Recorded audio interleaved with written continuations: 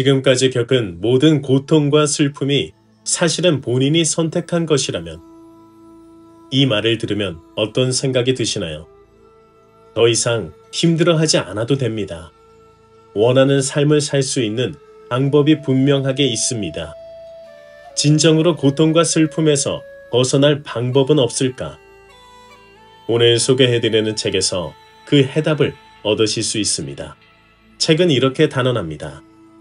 지금부터 부정적인 것들을 영원히 근절시킬 방법을 설명해 보고자 한다. 오늘 소개해드리는 책은 도서 추천 기획에 따라 생각에 대한 책입니다. 생각의 연금술은 2024년 9월 25일 발행되었고 저자는 제임스 알렌 하와이 대저택 역금입니다. 다시는 질병과 가난, 안 좋은 상황을 겪지 않도록 완전히 극복할 수 있는 방법이 있다.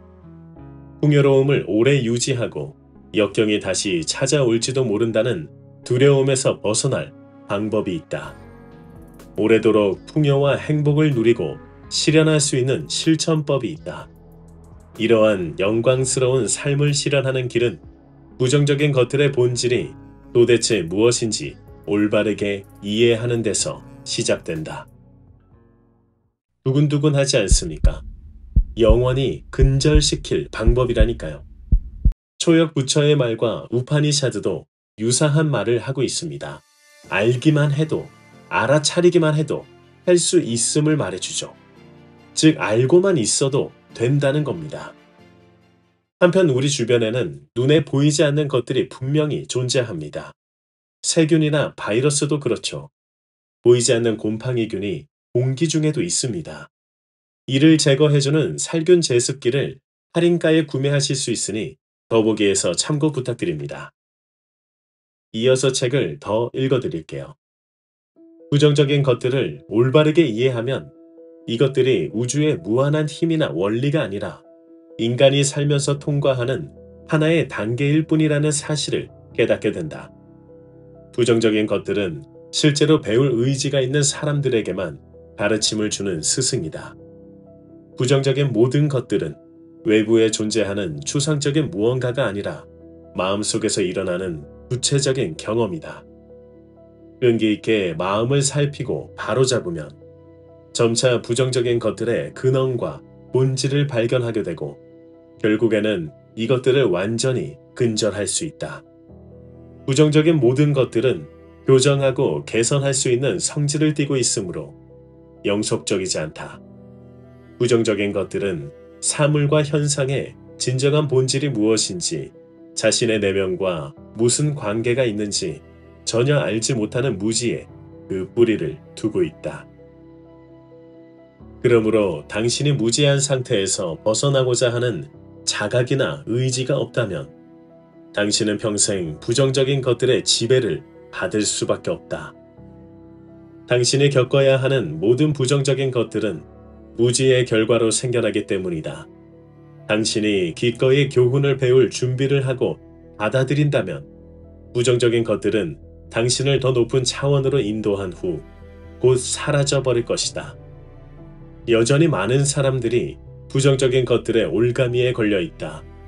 그 이유는 사람들이 부정적인 것들이 주는 교훈을 배울 의지도 없고 배울 준비도 되지 않았기 때문이다.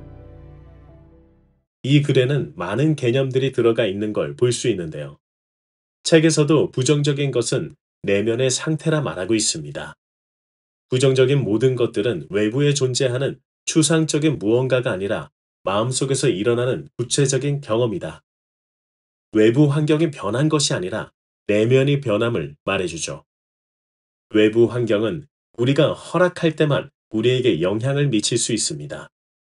한번 이렇게 생각해 볼까요? 여럿이 길을 갈 때 갑자기 어떤 물체가 휙 하고 지나갔다고 생각해 보죠. 어떤 사람은 위협을 느끼고 어떤 사람은 궁금증을 느끼고 어떤 사람은 아무 생각도 없습니다. 보지 못해서요.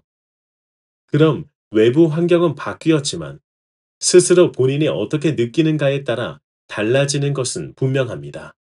그런데 왜 이런 이야기를 자기계발서들이 하나같이 말할까요? 아까 길을 갈 때 위협을 느낀 사람을 예로 들어보죠. 위협을 왜 느꼈을까요? 바로 정확히 보지 못해서 어떤 것인지 모르니까 그랬을 확률이 가장 높죠. 이처럼 어떤 상황이 우리에게 일어났을 때 동요하거나 위협을 느끼는 것은 생각의 본질과 힘을 제대로 이해하지 못했기 때문입니다. 갑자기 왜 생각이냐고요? 그럼 궁금증을 느낀 사람은 왜 그랬을까요? 그들은 그것이 위협이 아님을 아는 것입니다. 위협이라면 앞에 나타났겠죠. 해칠 생각이었다면 지나치지 않았을 테니까요. 즉, 생각의 힘을 아는 것과 모르는 것의 차이가 인생을 어떻게 만드는가 차이를 만들 수 있는 겁니다. 그래서 알기만 해도 혹은 알아차리기만 해도 더 나아질 수 있게 됩니다. 대부분의 사람들은 자신의 삶을 성공이나 실패로 이끌 힘이 외부에 있다고 믿습니다. 그렇게 믿음으로써 외부 상황에 굴복하고 그 외부 상황이 주인이 돼버리죠. 즉, 외부 상황에 질질 끌려다니기만 합니다. 주체적인 삶을 사는 것이 힘들어집니다. 앞서 읽어드린 글에서 이 부분이 있었죠. 부정적인 것들은 사물과 현상의 진정한 본질이 무엇인지, 자신의 내면과 무슨 관계가 있는지 전혀 알지 못하는 무지에 그 뿌리를 두고 있다. 그러므로 당신이 무지한 상태에서 벗어나고자 하는 자각이나 의지가 없다면 당신은 평생 부정적인 것들의 지배를 받을 수밖에 없다.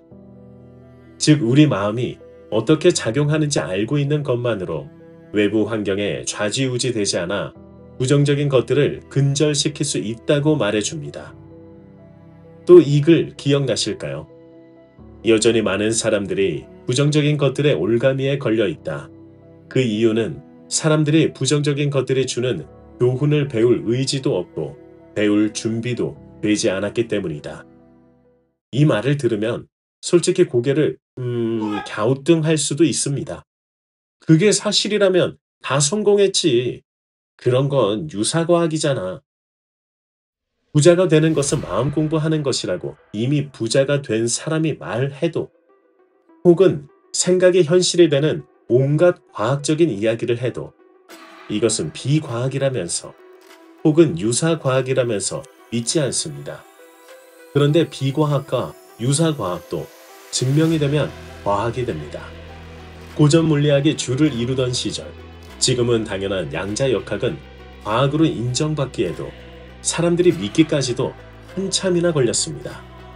하지만 지금 우리가 사용하는 기술 대부분이 양자역학이죠. 지구가 평평하다고 생각한 시절, 지구가 둥글다는 것은 고대 시절부터 밝혀졌는데도 불구하고 중세에는 이단으로 취급받았습니다. 과학적인 증명으로 따지면 생각이 어디서 오는가는 아직도 밝혀지지 않았습니다.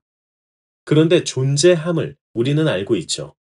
우리 세상에는 눈에 보이지 않고 사람들이 잘 믿지 않는 것이 엄연히 존재하고 있습니다. 그 중 하나가 생각은 현실이 되는 것입니다. 믿지 않는 것이 부정적인 것들이 주는 교훈을 알 수도 없게 만들고 배울 의지도 없다고 하는 거죠. 삶에서 일어나는 모든 성공과 실패는 그 영혼이 품어온 생각의 내용과 힘의 결과가 됩니다. 책은 이렇게 말합니다. 현재 우리의 모습은 모두 지금까지 우리가 품어온 생각의 결과이다. 모든 것은 우리의 생각에 기초하며 우리의 생각으로 이루어져 있다. 이쯤 되면 궁금한 것이 생기죠. 생각이 현실이 된다는 것을 믿겠다고 치더라도 말입니다. 앞서 말한 부정적인 것들을 아는 것에서 부정이 없어진다 했는데 왜 꼭 그것을 통과해야만 하는 상황이 우리에게 벌어지는 걸까요? 딱 맞는 부분을 또 읽어드리겠습니다. 먼저 당신의 무지로 인해 스스로 부정적인 것들이라는 어둠을 통과하기로 선택했다는 사실을 알아야 한다. 그 이유는 어둠을 통과하면서 긍정적인 것들과 부정적인 것들을 모두 이해함으로써 비로소 빛이 무엇인지 제대로 인식할 수 있기 때문이다. 부정적인 모든 것들은 무지의 직접적인 결과이다. 따라서 이것들이 주는 교훈을 충분히 배우면 무지가 사라지고 지혜가 그 자리를 대신하게 된다. 그러나 반항적인 아이가 학교 수업을 거부하듯이 경험이 주는 보석 같은 교훈을 거부하며 계속해서 어둠 속에서 머무르면 결국 끊임없이 질병과 낙담, 슬픔이 반복되는 삶이라는 형벌을 받게 된다. 그러므로 자신을 둘러싸고 있는 부정적인 것들을 떨쳐버리고 싶다면 기꺼이 배울 준비를 하라. 그 과정을 통과할 각오를 해야 된다. 하루하루 살아내기도 바쁜데 힘들 것 같아 엄두가 나지 않는가? 그러나 이런 과정을 통과하지 않으면 당신이 원하는 삶을 위한 그 어떤 지혜나 영구적인 행복은 얻을 수 없다. 당신은 진리의 빛을 차단할 수도 있고 반대로 당신을 둘러싸고 있는 편견, 이기심, 그릇된 생각에 벽을 허물고 어디에나 존재하는 눈부신 빛을 받아들일 수 있다.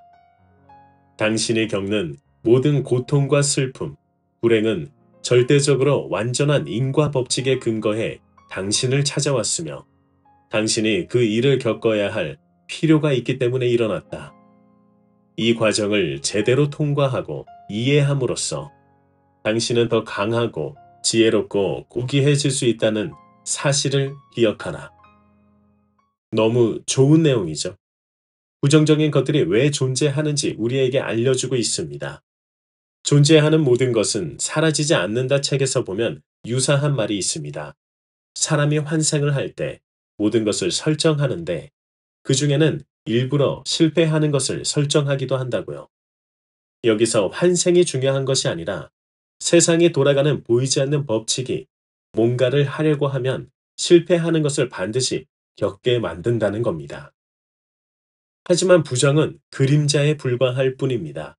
왜 그런지 책을 그대로 읽어드릴게요. 세상은 자신의 모습을 그대로 반영하는 거울이다. 이를 깨닫고 나면 이제 절대적인 법칙을 바라보고 깨닫는 인식 단계로 나아갈 수 있다. 이 인식 단계에 도달하면 모든 것이 원인과 결과의 끊임없는 상호작용 속에 있으며 그 무엇도 이 법칙에서 벗어날 수 없다는 깨달음을 얻게 된다. 무지하면 원인과 결과라는 절대 법칙을 무시한 채 엉뚱한 노력을 하며 살아갈 것이다. 그 결과 슬픔, 고통, 절망과 함께 질병, 실패, 불행과 같은 외부적인 상황도 발현될 것이다. 반면에 사랑과 반대함, 선의, 열정을 얻고자 하는 노력은 영혼에 불어넣는 시원한 공기와 같아서 인과 법칙과 조화를 이루어 건강, 안정적인 환경, 경제적 풍요, 행운 등을 불러온다.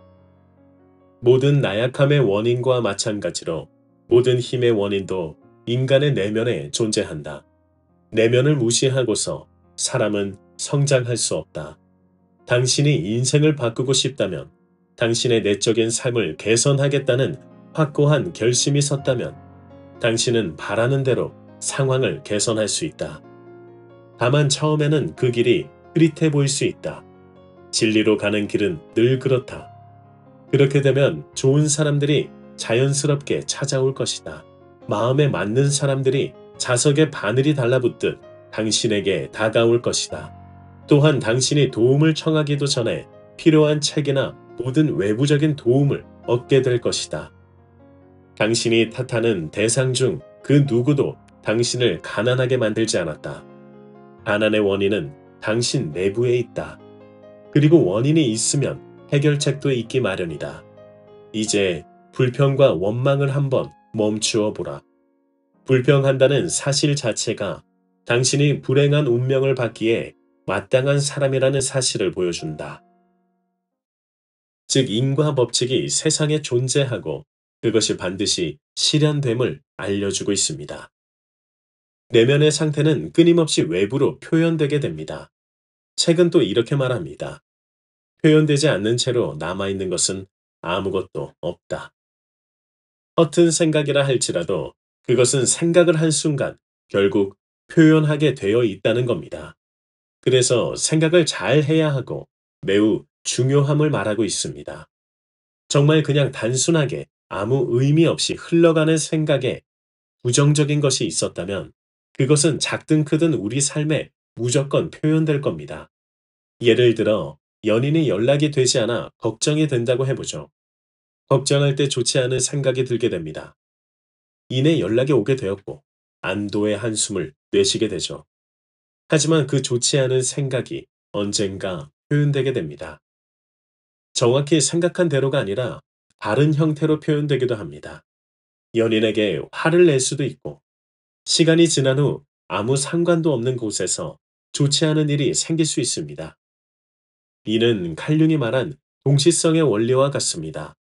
동시성의 원리란 개별적인 인과관계를 가지는 두 가지 사건이 동시에 연속적으로 발생했을 때 이둘 사이에 어떠한 연관관계도 없지만 실제로는 우연이 아닌 비인과적 법칙이 있으며 이는 인간의 마음과 현실 세계 사이, 즉 의식의 틈을 비집고 무의식에서 보내는 메시지로 보는 개념입니다.